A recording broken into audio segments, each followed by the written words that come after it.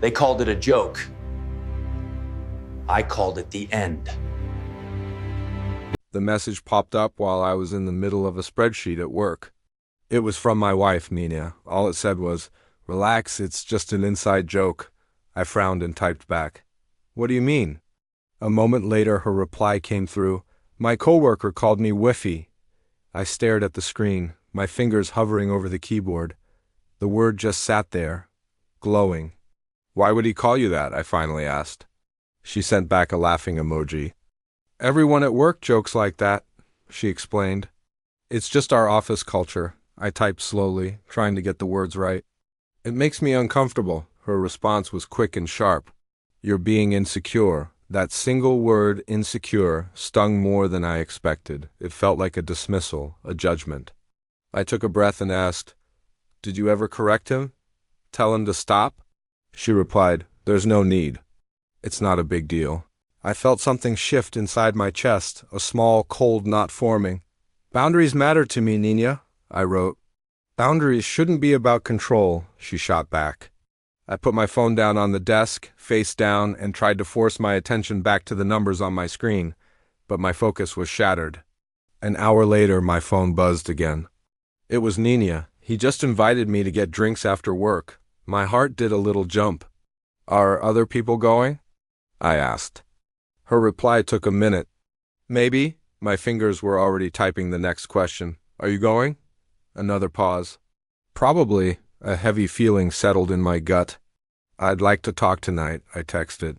"Face to face." Her final message popped up almost immediately. "I'll be late." The evening dragged on with an agonizing slowness. I reheated the dinner I'd made for us and ate alone at the kitchen table, the silence in the apartment feeling louder than any noise. The clock ticked past 10, then 11. Around midnight, I heard the key turn in the lock. Nina walked in, and the air around her smelled like sweet perfume and faint, lingering laughter. She looked flushed and happy. "How were drinks?" I asked, my voice sounding more neutral than I felt. "It was fun," she said, kicking off her shoes. "Was he there?" I asked, keeping my tone level.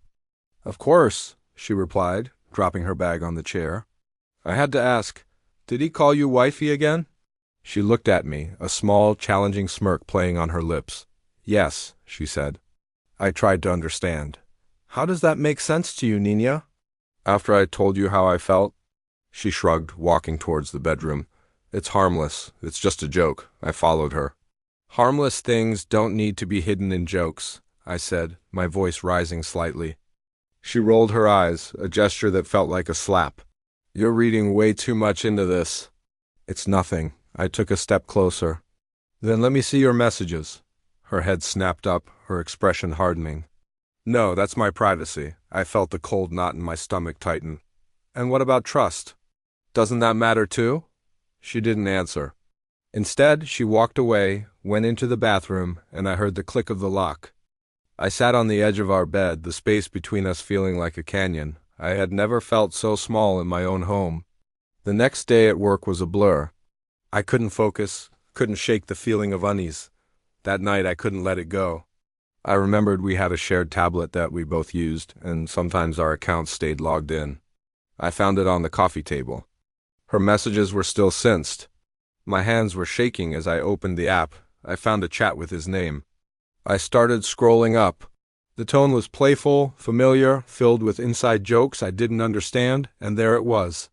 He called her Wifey more than once, and she never corrected him. In fact, she encouraged it, responding with heart emojis and laughing reactions. My hands trembled as I kept scrolling, each message a tiny paper cut to my heart. The proof was right there, in black and white and colorful emojis. That night, when she got home, I asked her to sit down. My voice was quiet but steady. "I saw the messages, Nina." The color drained from her face. Her first words were defensive. "You invaded my privacy." I looked her straight in the eye. "You invaded our marriage," she started to stammer. "It didn't mean anything. It was just flirting." "Then why did you hide it?" "Why did you lie about it?" I asked. She had no answer. She just stared at me, her eyes wide. Then the accusations started. She accused me of spying, of not trusting her. "Honesty would have prevented that," I told her, my voice flat. If you had just been honest from the beginning, I wouldn't have felt the need to look. She finally broke. I'm just so confused, she said, her voice cracking. I shook my head. Confusion doesn't excuse disrespect, Nina. It doesn't give you a pass to lie to me. Tears started to stream down her face. He made me feel desired, she whispered, looking at the floor. The words hit me like a physical blow. And was my desire for you invisible? Did my love not count? She just whispered, things have been different between us. I stood up, the decision solidifying in my mind. Jokes become doors when you leave them open, Nina. You didn't just leave it open, you held it open for him. She looked up at me, her face streaked with tears. What do you want to do? She asked. I want peace, I said. I want to feel secure in my own relationship. Her voice was barely a whisper. Does that mean ... separation? I nodded slowly. The fight went out of her, replaced by panic. She started begging, pleading for more time, promising she could fix it. Time doesn't fix patterns, I said softly. It just gives them more room to grow. I went into the bedroom and quietly started packing a bag. She followed me, her words tumbling out. It was only words. It meant nothing. I paused, zipping up the bag. Words build worlds, Nina, and you built one without me. She grabbed my arm. I'll block him. I'll block him right now. I looked at her hand on my arm. Why now? I asked. Why not when I first told you it bothered me? She had no answer, again. I left before the sun came up, the city still asleep. A few hours later, my phone buzzed. It was a text from her. I miss you already, I thought for a long time before replying. I miss respect, she replied a few minutes later. I understand that now. It's just too late. I didn't respond to that one. I put my phone on silent. Weeks passed. The silence, which at first felt deafening, slowly started to feel like peace. It started to heal the raw parts of me. In that quiet, I learned a few things.